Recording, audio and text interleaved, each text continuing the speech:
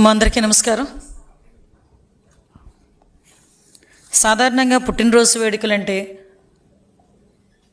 నలుగురికి అన్నదానం చేస్తాం.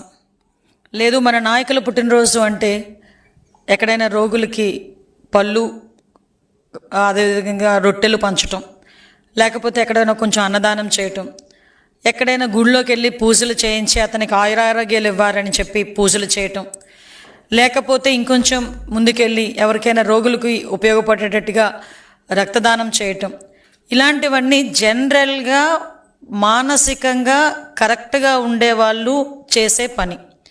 దట్టు ఒకవేళ వాళ్ళు ఏదైనా కేక్ కట్ చేసుకున్నా ఒక ప్లాస్టిక్ కత్తితో కేక్ కట్ చేసుకొని ఆ సంబరాలు జరుపుకొని ఆ నోరు తీపి చేసుకొని ఎవరికైతే మనం పుట్టినరోజు సంబరాలు చేస్తున్నామో, ఎవరికైతే మనం పుట్టినరోజు శుభాకాంక్షలు చెప్పాలనుకుంటున్నామో వాళ్ళ జీవితం కూడా ఇదే రకంగా తీయగా మనశ్శాంతిగా ఉండాలని కోరుకుంటారు. ఎవరైనా కూడా జనరల్గా ఒక మనిషి పుట్టేవాడు ఎవరైనా కూడా దానికి కూడా అదే రకంగా హర్షించే వాళ్ళు కూడా ఉంటారు. కానీ ఈ మధ్యకాలంలో అంటే ఒక సైకోతత్వం, ఒక ఉన్మాదత్వం, ఒక రాజకీయ ముసుగులో రౌడీయిజాన్ని ప్రేరేపించేటట్టుగా రౌడీయిజం చేస్తున్న నాయకులుగా ఈరోజు కొంతమంది వాళ్ళ నాయకుడు తాలూకా పుట్టినరోజులకి కేకులు కట్ చేసే కత్తి ఈ రకంగా ఉంటుందని నాకు ఈరోజే తెలిసిందండి.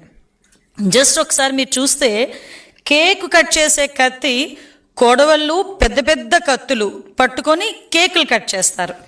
ఇక్కడ ఒకసారి మీరు చూస్తే ఇక్కడ హ్యాపీ బర్త్డే జగన్ అన్న వైఎస్ఆర్ పార్టీ సంథింగ్ రాసి ఆ కత్తి చూసారా?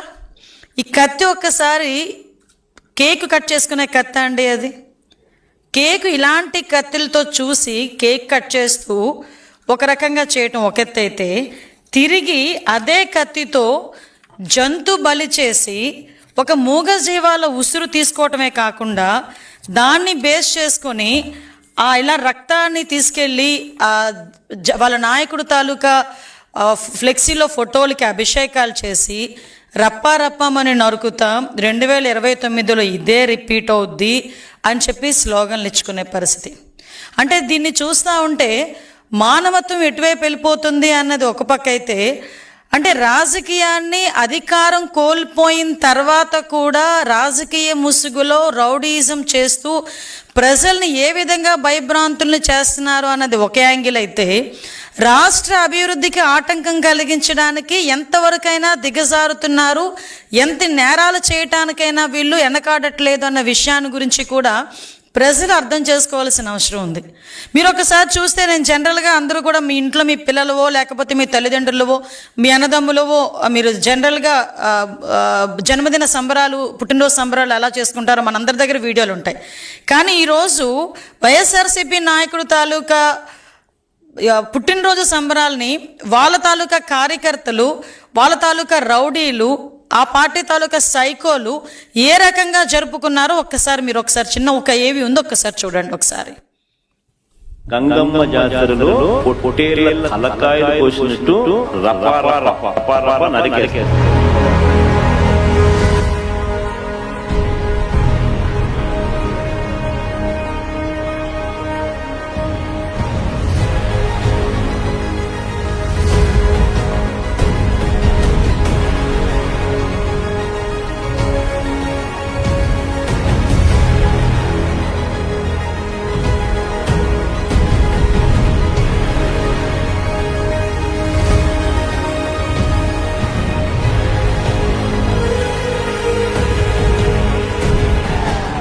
చూడండి, ఆ వెనకాతల వాళ్ళ నాయకుల తాలూకా ప్రోకింగ్ చూడండి ఒకసారి. వీళ్ళందరూ మాజీ మంత్రులు. మన దౌర్భాగ్యం.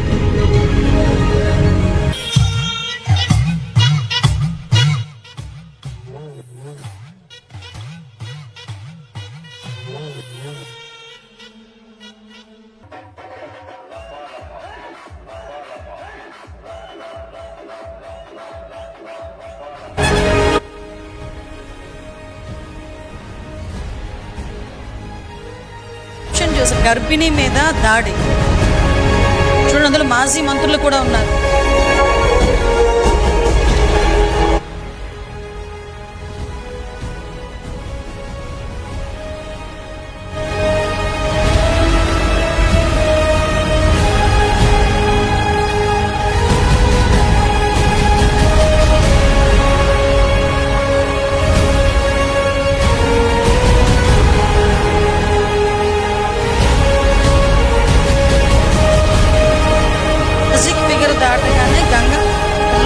పొట్టేలు నరికినట్టు నరుకుతారట.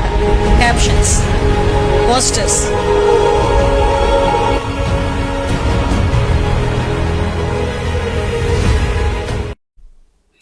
ఒకసారి చూస్తే ఏదో ఫ్యాక్షన్ సినిమా చూసినట్టుగా అనిపించింది, లిటరల్లీ. అంటే ఒకసారి ఇది చాలా మీకు ఇప్పుడు చూపించింది జస్ట్ ఏదో అంటారు కదా, ఒక చిన్న మచ్చు తునక మాత్రమే. నిజంగా వాళ్ళు జంతు బలులు చేసి మేకల తలలు నరికి వాళ్ళే పోస్టులు సోషల్ మీడియాలో పెట్టుకునే స్థాయికి వాళ్ళు దిగజారిపోయారంటే వాళ్ళు ఎంత ఉన్మాదుల్లా తయారవుతున్నారు, వాళ్ళు ఉన్మాదుల్లా వాళ్ళ నాయకుడు ఎలా తయారు చేస్తున్నాడు అన్న విషయాన్ని కూడా ప్రజలు గ్రహించాల్సిన అవసరం ఉంది. ఈరోజు మనం చూస్తానండి, కళ్యాణ్ దుర్గం, ఉరవకొండ, సింగనమల, రాప్తాడు, కదిరి, పుట్టపర్తి, ధర్మవరం, కుప్పం, గోపాల్పురం, ఇలా కాన్స్టిట్యున్సీలు చూసుకుంటే ఇన్ని కాన్స్టిట్యున్సీల్లో అతని పుట్టినరోజుల సందర్భంగా జంతు బలులు చేసి వాటి తాలూకా మూగజీవాల తాలూకా ఉసురు తీసుకోవటమే కాకుండా ఇది తప్పు అని చెప్పిన వాళ్ళని కూడా తిరిగి వాళ్ళ మీద దాడి చేయటం. ఒక గర్భిణి అండి, నిజంగా గర్భం దాల్చారు అంటేనే ఆ కుటుంబంలోని ఆ ఆడబిడ్డని అపురూపంగా చూసుకుంటారు. ఎవరైనా కడుపుతో ఉన్న పిల్ల మనకి కనిపిస్తే బస్సులో కనిపించినా లేచి ఒక సీట్ ఇచ్చే సంస్కృతి. ఆ అమ్మాయి నుంచొని వెళ్తుంది అంటే అమ్మ ఓ దగ్గర కూర్చో అమ్మ అని ఆ గర్భిణీ స్త్రీకి గౌరవం ఇచ్చే పరిస్థితి. అటువంటి గర్భిణీ స్త్రీ అక్కడ బయట వాళ్ళ సంబరాలు చేసుకుంటూ ఇష్టానుసారంగా క్రాకర్స్ కాలుస్తూ ఉంటే ఆ అమ్మాయికి కొంచెం గాబరా అనిపించి కొంచెం దూరం వెళ్ళి మీ సంబరాలు చేసుకోండి అని చెప్తే కడుపు మీద కాలితో తన్నేడంత ఉన్మాదం ఉన్నదంటే ఈ రోజుకి ఆ నాయకుడు నోరు ఇప్పట్లేదంటే జనాలకు ఎటువంటి మెసేజ్ వెళ్తుందో ఒక్కసారి ప్రజలు కూడా మనం ఆలోచించేసుకోవాల్సిన అవసరం ఉందండి. ఈరోజు ఎక్కడో ఏదో మారుమూల గ్రామంలో తెలుసో తెలియకో ఎవడో ఇలా నరికేడు ఇలా చేసాడు అంటే మనం వాడు ఎందుకు చేశాడు అనే దాని మీద ఎంక్వైరీ చేసుకోవచ్చు. కానీ చూస్తే సుమారుగా 10 నియోజకవర్గాలకి పైన ఈరోజు ఇదే పందాలో ఒకే రోజు ఒకే తరహాలో ఇలాగే జంతుబలులు ఇచ్చి రక్తాభిషేకాలు చేస్తూ ఉంటే ఇది వెనకాతల జగన్మోహన్ రెడ్డి దగ్గర నుంచి వచ్చిన ఒక పిలుపు అని అనుకోవడంలో తప్పే ఉంది. ఎందుకనంటే ఈరోజు చూస్తూ ఉంటే వాళ్ళ తాలూకా నాయకులేమో పెద్ద పెద్ద కత్తులు తీసుకొచ్చి కేకులు కట్ చేస్తారు, వాళ్ళ తాలూకా కార్యకర్తలేమో రౌడీలు మాదిరిగా రోడ్డు మీదకి వచ్చి జంతుబలులు చేసి రక్తాభిషేకాలు చేసి మేము 29లో మేము వస్తే ఈ రకంగా నరుకుతామని బహిరంగంగా చెప్పడమే కాకుండా ఫ్లెక్సీలు వేస్తున్నారు. అయినా కూడా ఎక్కడా ఎవరు కూడా ఇది తప్పు అని చెప్పే పరిస్థితులు వాళ్ళకి కనిపించట్లే. ఒక గర్భిణీ స్త్రీ మీద చేయి చేసుకున్నాడు, కడుపు మీద కాలుతో తన్నాడని కేసు పెడితే ఇంకొక వైసీపీ నాయకుడు బయటకు వచ్చి అతను జనసేన నాయకుడు అని చెప్పి దాన్ని తీసుకొచ్చి రాజకీయం చేయడానికని చెప్పి ప్రయత్నం చేసే పరిస్థితి. నీ నాయకుడు తాలూకా సంబరాల్లో జనసేన నాయకుడు వచ్చి ఎందుకు క్రాకర్స్ కాలుస్తాడు? ఆ మాత్రం ఇంగితం నీకు లేకపోతే పోయింది కానీ జనాలకు లేదనుకుంటున్నారా? ఈరోజు ఒక్కసారి మనం ఆలోచించుకుంటానండి, ఈ రకంగా వీళ్ళు చేస్తున్న ఉన్మాదాలు ఒకవైపు చూస్తూ ఉంటే ఇంతకుముందు మీ అందరికీ తెలుసు, ఇంతకుముందు రౌడీయిజం చేసేవాళ్ళంటూ సపరేట్గా ఉండేవాళ్ళు, నక్సలిజం చేసే వాళ్ళని మనం అరికడుతున్నాం, రౌడీయిజం చేసే వాళ్ళని అరికడుతున్నాం, ఫ్యాక్షనిజాన్ని కూడా గౌరవ ముఖ్యమంత్రి గారు ఏ రకంగా అణిచివేశారో మీ అందరికీ తెలుసు, ముఠా తగాదాలని కూడా ఏ రకంగా అణిచివేశారో తెలుసు, మతాల మధ్య విద్వేషాలు రెచ్చగొట్టి కర్ఫ్యూలు విధించే పరిస్థితి నుంచి కూడా ఎక్కడా కూడా మత విద్వేషాలు లేకుండా చేసిన ఘనత కూడా గౌరవ ముఖ్యమంత్రి చంద్రబాబు నాయుడు గారిది. అటువంటి పరిస్థితి నుంచి ఈ రోజు పరిస్థితి ఏందిరా అంటే వాళ్ళెవరు ఈరోజు రోడ్ల మీదకి వచ్చి ఉన్మాదుల్లా వ్యవహరించే పరిస్థితి కనిపించట్లే. కేవలం రాజకీయ ముసుగులో రాజకీయాన్ని అడ్డం పెట్టుకొని రౌడీయిజం చేస్తూ రౌడీయిజం చేయిస్తూ ఈరోజు ప్రజలను భయభ్రాంతులు గురిచేసి రాష్ట్ర అభివృద్ధికి ఆటంకం కలిగించడానికి ఒక కుట్ర పన్నే విధంగా ఈరోజు మనం కనిపిస్తుంది. ఈరోజు ఇక్కడ మనం ఒకసారి ఒక యాంగిల్ చూస్తానండి. ఈరోజు నేను చాలా కేసులన్నీ చూశాను, క్రోనలాజికల్గా కూడా నేను అన్నీ తెప్పించుకుంటే వీటిలో ఉన్న అన్నింటిలోని కూడా చాలామంది 18 సంవత్సరాల లోపున్న పిల్లలు కూడా రోడ్ల మీదకి వచ్చి పెద్ద పెద్ద కత్తులు పట్టుకొని తలలు నరికి ఆ కేసుల్లో కూడా ఇరుక్కున్న పరిస్థితి ఈరోజు కనిపించింది. అంటే నేనేమంటానంటే ఇంతకు ముందు నువ్వు అధికారంలో ఉండేటప్పుడు గాంజాను తీసుకొచ్చి యువత భవిష్యత్తుని విపరీతంగా నాశనం చేసి వాళ్ళని ఒక సైకోల కింద ఉన్మాదుల కింద కొంతమందిని తయారు చేసిన పరిస్థితి, మళ్ళా తిరిగి ఇప్పుడు అదే రకంగా ఈరోజు బయటకు వచ్చి అపోజిషన్లో ఉన్నప్పటికీ కూడా ప్రతిపక్షంలో ఉన్నప్పటికీ కూడా ప్రజల్ని భయభ్రాంతులను చేయడానికి అటువంటి చిన్న చిన్న పిల్లల్ని ఈరోజు జీవితాలు నాశనం చేస్తూ ఉంటే వైఎస్ఆర్సీపీ నాయకుడికి కనీసం కనికరం అనిపించట్లేదా? ఈరోజు నేను ఎందుకు మాట్లాడుతున్నానంటే, ఈరోజు చాలా మంది నేను చూస్తే ఎంతమందిని ఈరోజు వాళ్ళందరినీ కూడా నేను బయట చూసాం. ఎంతమంది ఏ ఏజ్ గ్రూప్ ఆఫ్ పిల్లలు ఉన్నారు, ఎవరున్నారు ఇందులో అని చూస్తే 17 సంవత్సరాల పిల్లలు కూడా ఉన్నారు ఇందులో, 19 సంవత్సరాల పిల్లలు కూడా ఉన్నారు.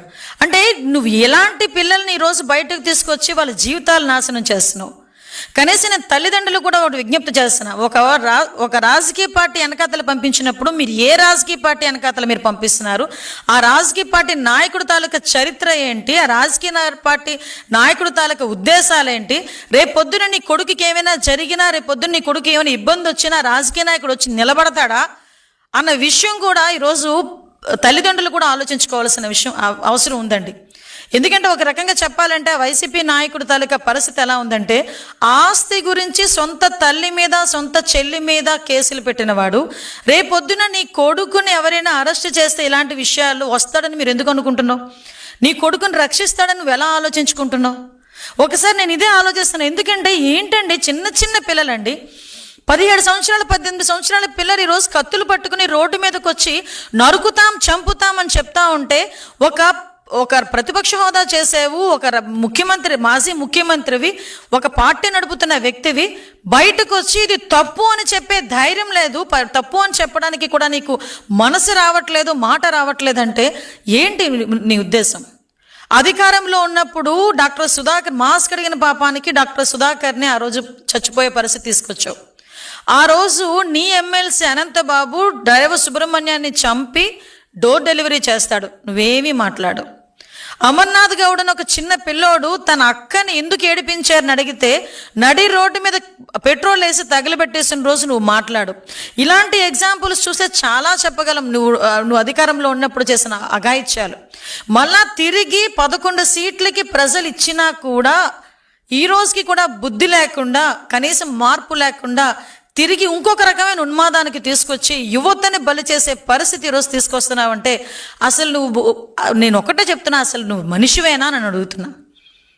రాజకీయ నాయకుడు ఇవన్నీ పక్కన పెట్టు, కనీసం మనిషిగా మానవత్వం ఉన్న వ్యక్తిగా ఇది నువ్వు ఎలా సమర్థిస్తున్నావు అని అడుగుతున్నాను ఈరోజు.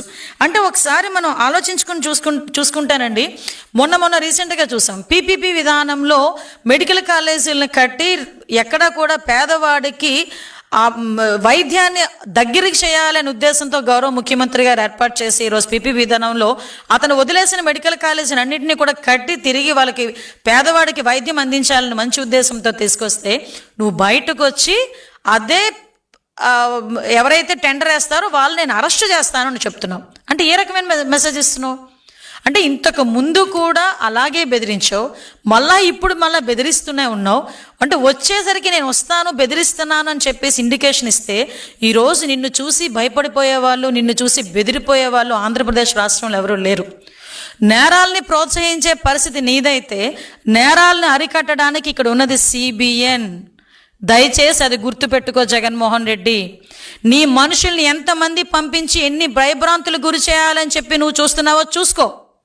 ఎలా అరికట్టాలో మాకు తెలుసు, అరికట్టడానికి ఎవరు ఇక్కడ ఉన్నారో కూడా నీకు తెలుసు. అది చంద్రబాబు నాయుడు గారు ఉన్నారు ఇక్కడ. ఇష్టానుసారంగా రోడ్ల మీదకి వస్తాం, కత్తులు పట్టుకొని తిరుగుతాం, కొడవళ్ళు పట్టుకొని తిరుగుతాం, రపా నరుగుతామని చెప్పి రెచ్చిపోయి రోడ్డు మీదకి వచ్చి ఉన్మాదం చేయడానికి గనక ప్రయత్నం చేసిన, ఆ ఆలోచన వచ్చినా ఒక్కసారి గుర్తుపెట్టుకో, ఎవరిని వదిలిపెట్టేది లేదు. ఈ రోజుకి ఈ రకంగా ఫ్లెక్సీల మీద రక్తాభిషేకాలు చేసిన ప్రతి ఒక్కడు రిమాండ్లో ఉన్నాడు. ఈ రోజుకి ఎవరిని కూడా వదిలిపెట్టాం, ప్రతి ఒక్కరిని ప్రజలకి ఎగ్జిబిట్ చేస్తాం. ఇంతకు ముందులాగా ముసుగులేసి బయటకు తీసుకొచ్చే పరిస్థితి కాదు. ఈరోజు ఒక పోక్సోలో చిన్నపిల్ల మీద రేప్ అటెంప్ట్ చేసిన రోడ్డు మీద నడిపించే తీసుకెళ్తాం. నువ్వు కత్తి పట్టుకొని ఉన్మాదం చేయడానికి ప్రయత్నం చేసినా వాడిని కూడా రోడ్డు మీదకి తీసుకెళ్లి రోడ్డు మీద ప్రతి ఒక్కడికి ఇలాంటోడు, వీడు రౌడీయిజం చేస్తున్నాడు, ఇలాంటి ఆడు వల్ల సమాజానికి ముప్పు అని చెప్పి ప్రజలకు చూపించడానికైనా రోడ్డు మీద నడిపించి తీసుకెళ్తాం. అలాగే తీసుకెళ్తున్నాం కూడా. రౌడీ షీటర్ని కూడా ఈరోజు రోడ్డు మీదకి తీసుకొచ్చి మేము నడిపిస్తున్నాం. ఇష్టానుసారంగా చేసుకుంటాము, మాకు నచ్చినట్టు ప్రవర్తిస్తాము, ఎవడో అడ్డొస్తాడో చూస్తామని మీరు అనుకుంటే రండి, మేము చూసుకుంటామని మేము కూడా సిద్ధంగానే ఉన్నాం. మా డిపార్ట్మెంట్ కూడా సిద్ధంగానే ఉంది. ఎవడు పడితే వాడు వచ్చి రోడ్ల మీదకి వచ్చి కత్తులు పట్టుకొని తిరుగుతామంటే చూస్తూ ఊరుకోవడానికి ఈరోజు మీరు కాదు, ఇక్కడ ఉన్నది సిబిఎన్. మళ్ళీ చెప్తున్నా, ఇక్కడ ఉన్నది చంద్రబాబు నాయుడు గారు. ఎట్టి పరిస్థితుల్లోని లా అండ్ ఆర్డర్ విషయంలో రాజీ పడే ప్రసక్తి లేదు. ఈ రోజుకి కూడా మేము చాలా ధైర్యంగా చెప్తున్నాం, క్రైమ్ రేట్ కూడా 4% మేము తగ్గింది.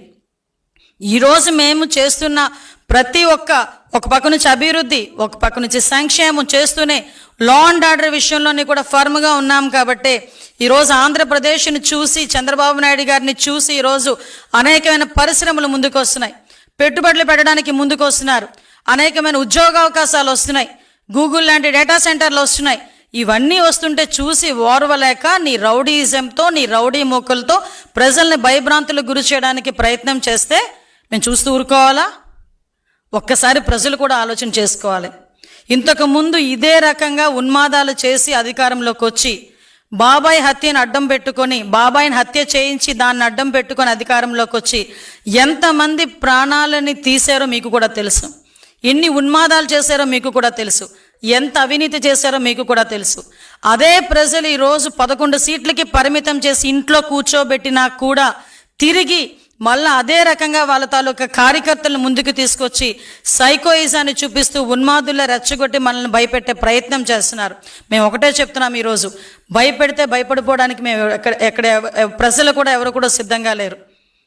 మేము ఒకటే మళ్ళీ చాలా క్లియర్గా చెప్తున్నాం, ఇష్టానుసారంగా చేస్తాము, ఎలా పడితే అలా ముందుకు వస్తాము, కత్తులు పట్టుకొని తిరుగుతామంటే కనుక చూస్తూ ఊరుకునే ప్రసక్తి లేదు. మా పోలీసులు ఫర్మ్గా ఉన్నారు, డిపార్ట్మెంట్ ఫర్మ్గా ఉంది. గౌరవ ముఖ్యమంత్రి గారు చాలా క్లియర్ ఆదేశాలు ఇచ్చారు, రౌడీయిజాన్ని ఎట్టి పరిస్థితుల్లోని అణిచివేయాలని. ఇలాగే రౌడీయిజం చేస్తే రాష్ట్ర బహిష్కరణ చేయడానికి కూడా మేము సిద్ధపడతాం.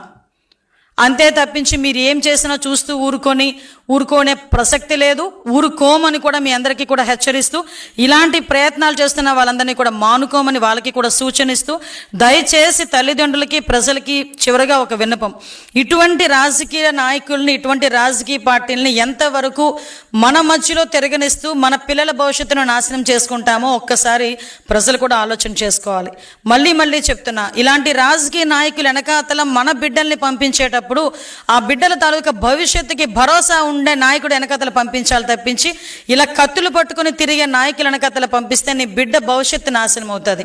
ఈరోజు మేము స్కిల్ డెవలప్మెంట్ సెంటర్ లాంటివి పెట్టి ఈరోజు పిల్లలకి ఉద్యోగ అవకాశాలు ఇవ్వాలని, యువతకు ఉద్యోగ అవకాశాలు ఇవ్వాలని మేము చూస్తూ ఉంటే ఈరోజు ఆ వైఎస్ఆర్సీపీ పార్టీ నాయకుడు కత్తులు ఇచ్చి రోడ్డు మీదకి వచ్చి ఉన్మాదం సృష్టించమని చూస్తూ ఉంటే ఒక్కసారి తేడా కూడా ప్రజలు, తల్లిదండ్రులు కూడా గ్రహించాలని మీ అందరికీ కూడా తెలియజేసుకుంటూ సెలవు తీసుకుంటున్నాను.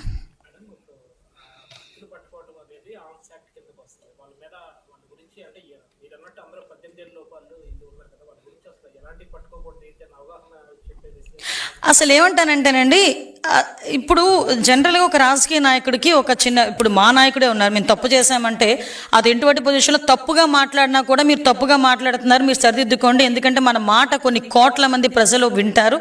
సో దానికి మాకు మాట మాట్లాడేటప్పుడు దానికి ఒక అర్థం ఉండాలి, అవతల వాళ్ళు యాక్సెప్ట్ చేయాలి అని చెప్పి మా నాయకుడు మాకు చెప్తారు.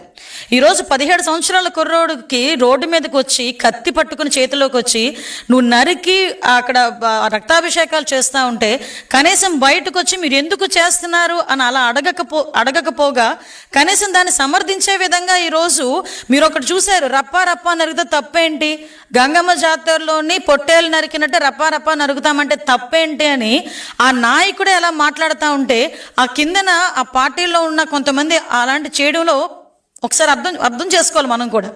ఈరోజు పిల్లల భవిష్యత్తు అండి, చిన్న పిల్లల భవిష్యత్తు నిజంగా చాలా బాధ అనిపిస్తుంది. ఇంటర్మీడియట్ చదువుకొని డిగ్రీలు చదువుకున్న వాళ్ళు ఈరోజు జైలు పాలయ్యారండి. వాళ్ళ తల్లిదండ్రులకు ఎవరు సమాధానం చెప్తారు? వాళ్ళ తల్లిదండ్రులకు తెలుసా ఇలా రోడ్ల మీద కత్తులు పట్టుకుని వెళ్తున్నట్టు? కానీ సరే మనం చేస్తున్న పని ఇది తప్పు అని చెప్పుకోలేని నాయకుడా నేను అడుగుతున్నా. దానికి నిజంగా చెప్పాలి, ఆ రాజకీయ పార్టీ తాలూకా నాయకుడు, ఆ వైఎస్ఆర్సీపీ పార్టీ తాలూకా నాయకులు సమాధానం చెప్పాలి దీనికి. ఈరోజు ఇంతమంది భవిష్యత్తుని జైలు పాలు చేసిన వాళ్ళందరికీ కూడా వాళ్ళు సమాధానం చెప్పాల్సిన అవసరం లేదా? కుటుంబాలకి ఉందా లేదా? వాళ్ళ కుటుంబాలకి ఏం సమాధానం చెప్తారు? వాళ్ళ కుటుంబాలకు సమాధానం చెప్పడానికి అని చెప్పి వాళ్ళ వెనకత్తల మళ్ళీ ఏదో ర్యాలీ చేస్తారు కదా, సంథింగ్ సానుభూతిగా, వాటి దగ్గరికి వెళ్తారా? ఏ మొహం పెట్టుకుని వెళ్తారు? ఒక్కసారి ఆలోచన చేసుకోవాలి కదా. బిడ్డల భవిష్యత్తు, ఒక తల్లిదండ్రులు 17-18 సంవత్సరాల పిల్లడికి వచ్చినాయి అంటే ఇంకో 3 సంవత్సరాలు నాకు అందొస్తాడు, నేను పడ్డ కష్టం అంతా నా కొడుకు తీరుస్తాడు, నా కొడుకు నన్ను చూసుకుంటాడని ఆనందంగా ఉన్న తల్లిదండ్రులకి ఇలాంటి జెండాలు చేతిలో పెట్టి కత్తులు చేతిలోకి ఇచ్చి జైలు పాలు చేస్తూ ఉంటే ఆ కుటుంబానికి ఏం సమాధానం చెప్తారు నేను అడుగుతున్నాను ఈరోజు.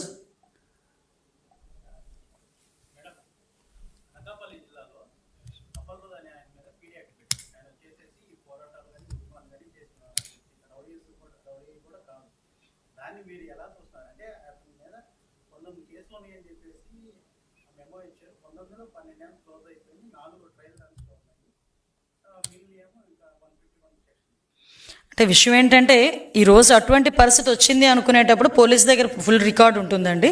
పోలీసులు అంటే దానికి కూడా ఒక పీడీ యాక్ట్ పెట్టేదానికి కూడా ఒక ప్రొసీజర్ ఉంటుంది. ఆ ప్రొసీజర్ ప్రకారం తీసుకెళ్ళకపోతే కోర్టులు కూడా ఒప్పుకోవు కదా. యాజ్ పర్ ప్రొసీజరే పోలీసులు చేస్తున్నారు.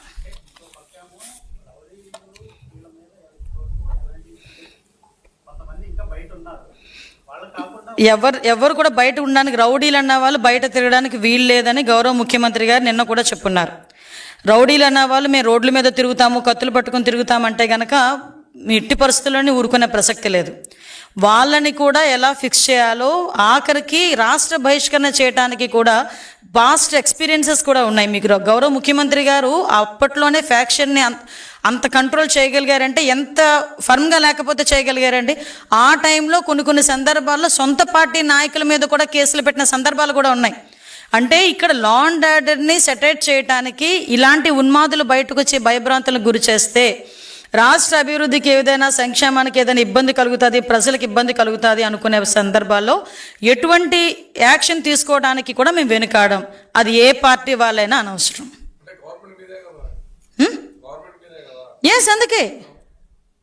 అందుకే మేమే చెప్తున్నాం, ఏ పార్టీ వాళ్ళైనా, అదే టీడీపీ వాళ్ళైనా, జనసేన వాళ్ళైనా, బీజేపీ వాళ్ళైనా, వైఎస్ఆర్సీపీ వాళ్ళైనా, ఎవరైనా కూడా రౌడీయిజం చేస్తూ రోడ్డు మీదకి వచ్చి ఉన్మాదుల్లా ప్రవర్తిస్తామంటే కనుక మేము చూస్తూ ఊరుకోం. కంపల్సరీగా వాళ్ళని ఏ రకంగా వాళ్ళని జైల్లో పెట్టాలి, వాళ్ళని ఏ రకంగా అరికట్టాలనేది గవర్నమెంట్ నిర్ణయం తీసుకుంటుంది. లా అండ్ ఆర్డర్ విషయంలో ఎట్టి పరిస్థితుల్లోనే బ్యాక్ స్టెప్ వేసే ప్రసక్తే లేదు.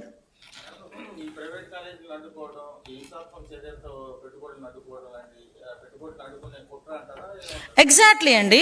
ఇప్పుడు ఈ 1.5 సంవత్సరాల కాలంలో ఎన్ని వేల కోట్ల పెట్టుబడి వచ్చినాయి, ఎన్ని లక్షల కోట్ల పెట్టుబడులు వస్తున్నాయి, ఈరోజు ఎన్ని కంపెనీలు వస్తున్నాయి, ఎన్ని స్కిల్ డెవలప్మెంట్ సెంటర్లు వస్తున్నాయి. ఇవన్నీ ఒక ఎత్తు అయితే ఈరోజు ఎన్ని కంపెనీలు ఈరోజు వచ్చి కొన్ని లక్షల మందికి ఉపాధి అవకాశాలు కల్పించడానికి ముందుకు వచ్చినాయి.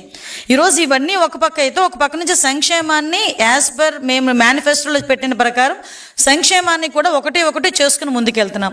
అంటే ప్రజల్లో కూడా ఒక భద్రతాభావం వచ్చింది. ఈ గవర్నమెంట్లో మాకు మంచి జరుగుతుంది అనే నమ్మకం వచ్చింది. ఈ నమ్మకం కనుక ఇలాగే కొనసాగితే డెఫినెట్గా వాళ్ళ ఉనికికే ప్రమాదం అన్న సంగతి తెలుసుకొని ఇలాంటి పుట్టినరోజు వేడుకలు లేకపోతే ఏదో ర్యాలీల పేరిట రోడ్ల మీదకి వచ్చి రపారపామని చెప్పి ఒక స్లోగన్ ఇచ్చి వీళ్ళండమే కాకుండా నాయకులు కూడా స్టేజ్ల మీద రపారపామని స్లోగన్లు ఇస్తున్నారంటే ఏ మెసేజ్ వెళ్తుందండి? ఒక్కసారి మనం ఆలోచించుకోవాల్సిన అవసరం ఉంది కదా. మనం ప్రజాస్వామ్యంలో ఉన్నామండి. ప్రజలు ఈరోజు మాకు మ్యాండేట్ ఇచ్చారు, మమ్మల్ని ఒక అధికారంలో కూర్చోబెట్టారు. మేము కూడా ప్రజలకు ఇబ్బంది లేకుండా చేసుకోవాల్సిన బాధ్యత మా మీద ఉంది. మేము ఏదైతే మేనిఫెస్టో ప్రకారం చెప్పామో దాన్ని నిలబెట్టుకోవాల్సిన అవసరం ఉంది. ఇవన్నీ మేము చేస్తూ ఉంటే, ఇందాకే మీకు ఒకటి చెప్పాను, ఎక్కడో ఒక మారుమూల ఒక ప్లేస్లో జరిగిందంటే అయ్యో వాడికి తెలియక ఏదో చేశాడా, లేక జనరల్గా చేశాడా అనుకోవచ్చు. మీకు చూస్తే దగ్గర 10, 11, 12 కాన్స్టిట్యున్సీల్లో ఒకే రోజు ఒకే పందాలు ఒకేలా జరిగినాయి అంటే ఒకసారి ఆలోచన చేయండి. వెనకాతల ప్రీ ప్లాన్డ్గా జరిగిందన్నది క్లియర్గా అర్థమవుతుంది కదా. అది ఈరోజు మేము ఎగ్జిబిట్ చేయాలి, ప్రజలు కూడా తెలుసుకోవాలి. ఒక్కొక్కరు ఒక సంబరాల్ని కూడా జంతు బలులు చేసి ఆ మూగజీవాల్ని వీడియో తీస్తూ ఆ ఉన్మాదం ఏంటండి, ఆ సైకోయిజం ఏంటండి? కనీసం అనకూడదు కానీ ఏదో ఒక చిన్న కోడిని అమ్మవారు ముందు కట్ చేసేటప్పుడు కూడా ఒక వారగా పెడతారు, ఎక్కడో పెడతారు, అందరూ కనిపించేటట్టుగా కూడా పెట్టరు. అలాంటిది రోడ్ల మీద వీడియోలు తీస్తూ ఫ్లెక్సీలు ఎదురుగా పెద్ద పెద్ద కత్తులు తీసుకొని నరుకుతూ ఏంటండి అది? అంటే వాళ్ళని ఎవరు ఏమీ చేయలేరని ఆలోచన, లేకపోతే ఎవడైనా మేము చేస్తే ఎవరో వచ్చి వాళ్ళు రక్షిస్తారని ఆలోచన? అదొకసారి ప్రజలు గ్రహించాలి. నేను అదే అంటున్నా, ఈరోజు మేము చేయాల్సిన పని మేము చేస్తాం, మేము లీగల్గా మేము ఏం చర్యలు తీసుకోవాలో ఆ చర్యలు మేము తీసుకుంటాం. కానీ ఎంతవరకు ప్రజలు కూడా అవగాహన కావాలి, ప్రజలు కూడా తెలుసుకోవాలి. ఈరోజు దాని గురించేనే నేను పర్టికులర్గా ఈరోజు మాట్లాడే పరిస్థితి. అందులో బలైపోతున్నది జగన్మోహన్ రెడ్డో వాళ్ళ నాయకులో కాదు, చిన్న పిల్లలు వాళ్ళ భవిష్యత్తును పాడు చేసుకుంటున్నారు. రేపొద్దున జైల్లోకి వెళ్ళి బయటకు వస్తాడు, వాళ్ళిద్దరు చదువుకున్న రేపొద్దున ఉద్యోగం వస్తుందండి, ఒక గవర్నమెంట్ ఉద్యోగం తెచ్చుకోగలడా అతను? ఒకసారి ఆలోచన చేయాలి కదా. అరే నిజంగా అనకూడదు కానీ ఆ విషయంలోని నేను లోకేష్ బాబు గారిని సందర్భంగా నేను మెచ్చుకోవాలండి. నా నాయకుడని కాదు, కానీ విజ్ఞత కలిగిన నాయకుడు. ఒక చిన్న పిల్లోడు ఎప్పుడైనా పార్టీ జెండా పట్టుకుంటే, అరే నువ్వు చదువుకోవడం మానేసి పార్టీ జెండా ఎందుకురా పట్టుకున్నావని ఆ చేతిలో తీసి పక్కన ఎవరో పెద్దవాళ్ళకి ఇస్తాడు ఆయన. 2-3 సందర్భాల్లో జరిగిన పరిస్థితి ఇది. ఎవరైనా టీషర్ట్, పార్టీ టీషర్ట్ చిన్నపిల్లలు ఎవరైనా వేసుకుంటే, ఎందుకురా నీకు ఇప్పటి నుంచి రాజకీయాలు, శుభ్రంగా చదువుకోపో అని చెప్పే విజ్ఞత కలిగిన నాయకుడు మా దగ్గర ఉంటే, అలాంటి చిన్న చిన్న పిల్లలకి కూడా కత్తిలిచ్చి రోడ్ల మీదకి వెళ్ళి జంతుబలులు చేయండి అని ప్రోత్సహించే నాయకులు అటువైపు ఉన్నారా? అది కూడా మనం ఆలోచించుకోవాలి. ఎటువంటి నాయకులకి ఈరోజు పార్టీలు నడుపుతున్నారు, ఎటువంటి నాయకులు రాజకీయ పార్టీకి మనం మద్దతు తెలుపుతున్నాం అన్న సంగతి కూడా ప్రజలు కూడా గ్రహించాలి. అది నా ఉద్దేశం.